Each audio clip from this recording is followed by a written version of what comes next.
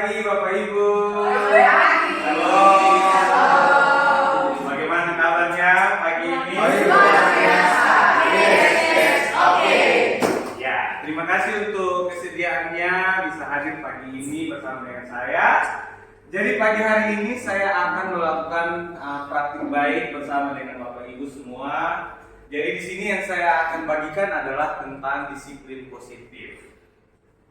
Oke, di dalam disiplin positif ini ada beberapa konsep-konsep inti yang saya sudah pelajari dalam pendidikan guru penggerak. Yang pertama adalah disiplin positif, yang kedua teori kontrol guru, yang ketiga teori motivasi, hukuman dan penghargaan, yang berikut kebutuhan dasar manusia, yang berikut keyakinan kelas, dan yang terakhir adalah segitiga restitusi.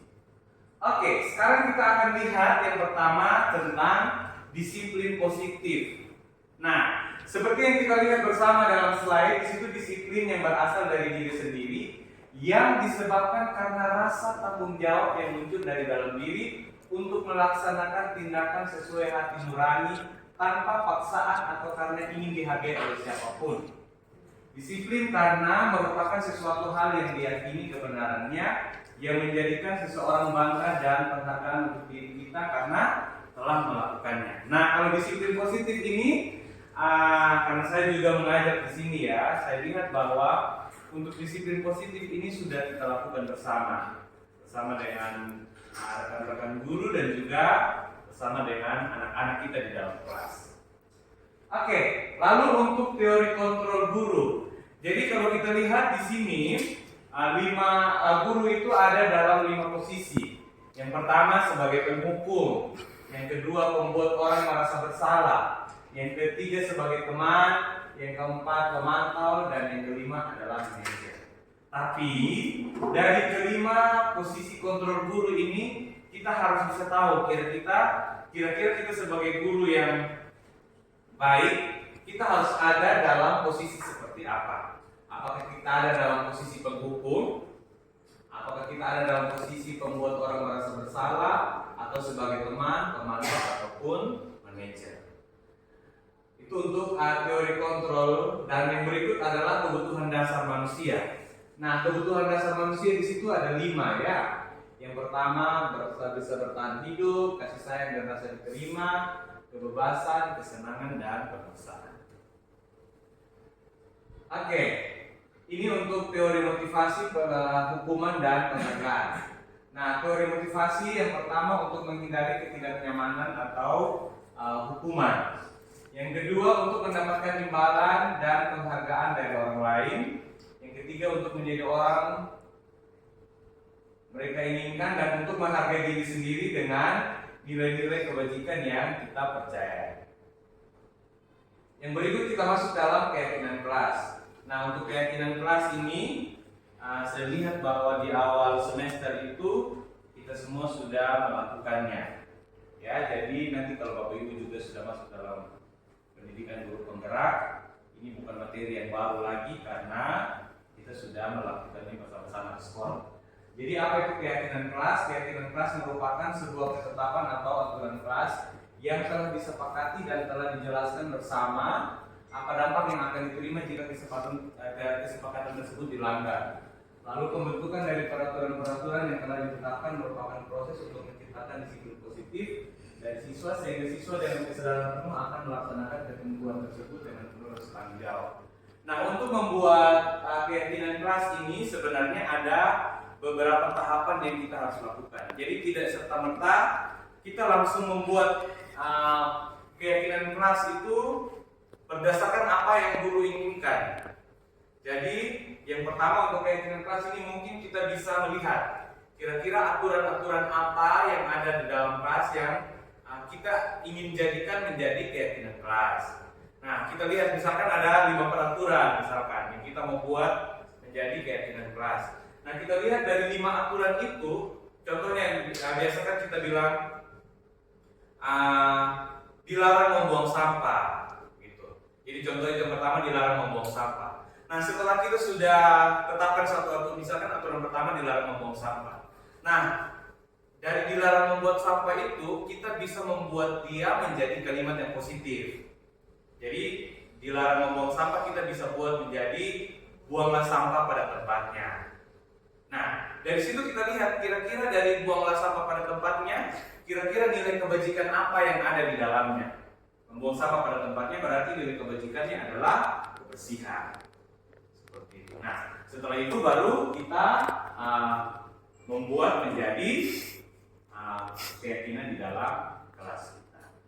Itu sebagai contoh saja, tapi kalau misalkan kita di kelas sudah punya beberapa aturan, kita bisa pakai itu semua untuk menjadi keyakinan kelas. Tapi seperti yang saya bilang tadi, biasa kalau kita buat aturan kan tidak boleh membuang sampah pada tempatnya, tidak boleh mengeluarkan kata-kata kotor, tidak boleh apa lagi, tidak boleh keluar saat guru sedang menerangkan pembelajaran.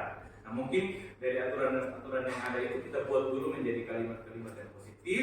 Lalu dari kalimat-kalimat positif itu kita bisa lihat kira-kira nilai kebajikan apa yang ada di dalam kalimat-kalimat positif tersebut.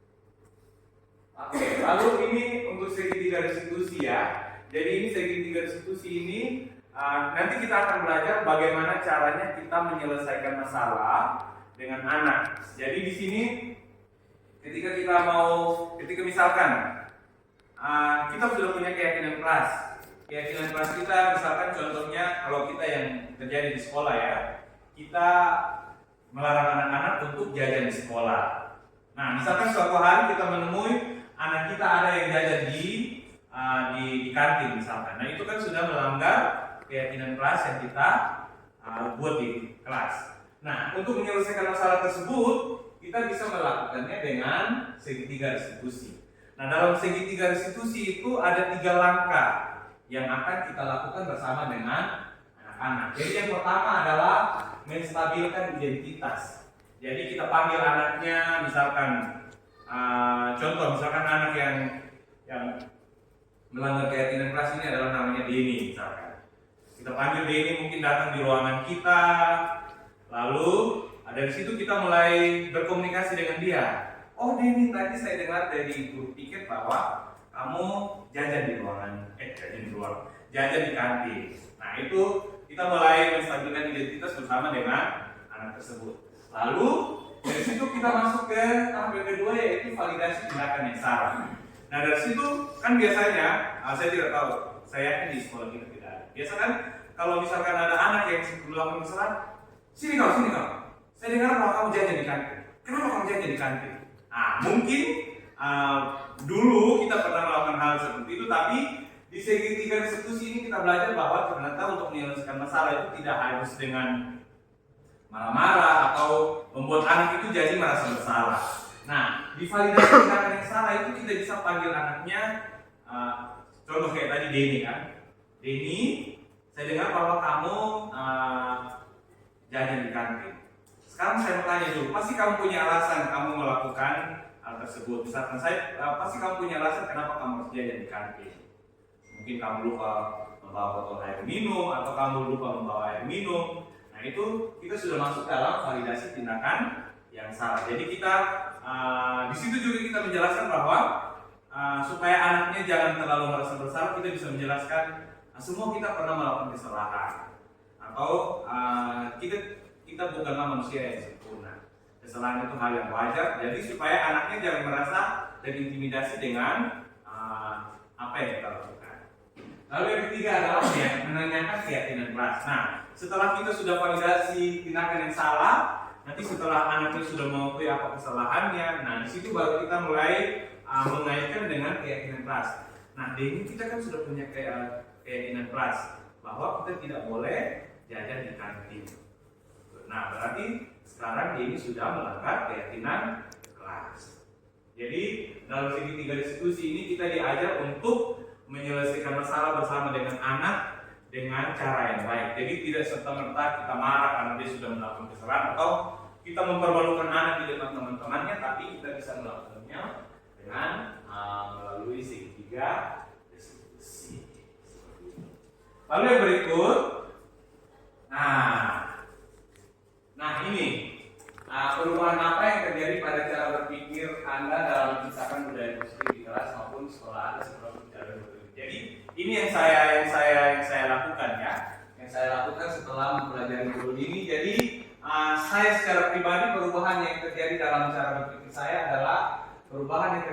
pada cara berpikir saya adalah sebagai seorang pendidik dalam menghadapi tindakan siswa yang tidak sesuai dengan nilai-nilai kebajikan universal, yaitu memposisikan diri sebagai manajer dan menggunakan tahapan-tahapan dari segitiga institusi untuk membuat anak mengetahui bagaimana seharusnya mereka bertanggung jawab dari tindakan mereka dengan penuh keyakinan dan rasa tanggung jawab. Jadi di sini mungkin dulu ya, namanya juga sebagai guru, kadang-kadang kita mungkin punya batas kesabaran juga.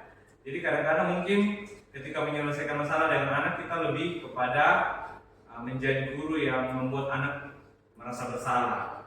Jadi dari situ saya belajar dari segitiga institusi ini, ternyata ada hal lain yang bisa kita lakukan agar anak itu bisa lebih terbuka dengan apa yang dia lakukan. Dan segitiga institusi ini adalah salah satu solusi menurut saya.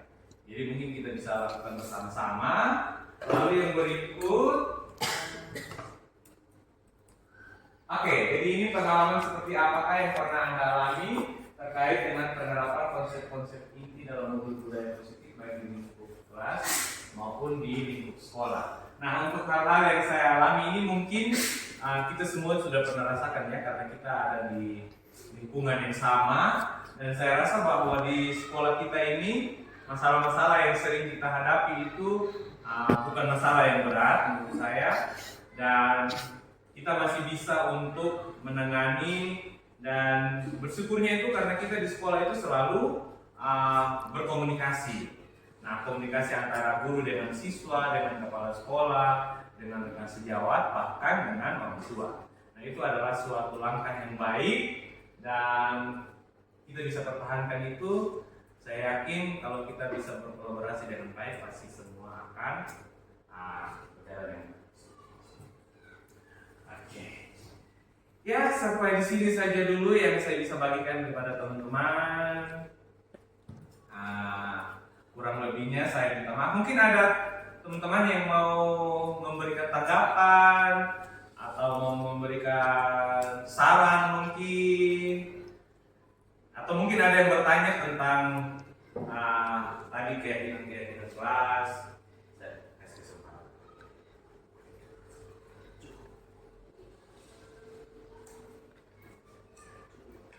Tidak ada kok? Pas. Oke, baik. Terima kasih untuk perhatiannya, Bapak Ibu yang luar biasa, Bapak Ibu yang hebat ini.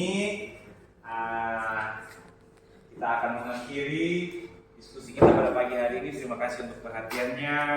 Selamat pagi dan shalom. Shalom.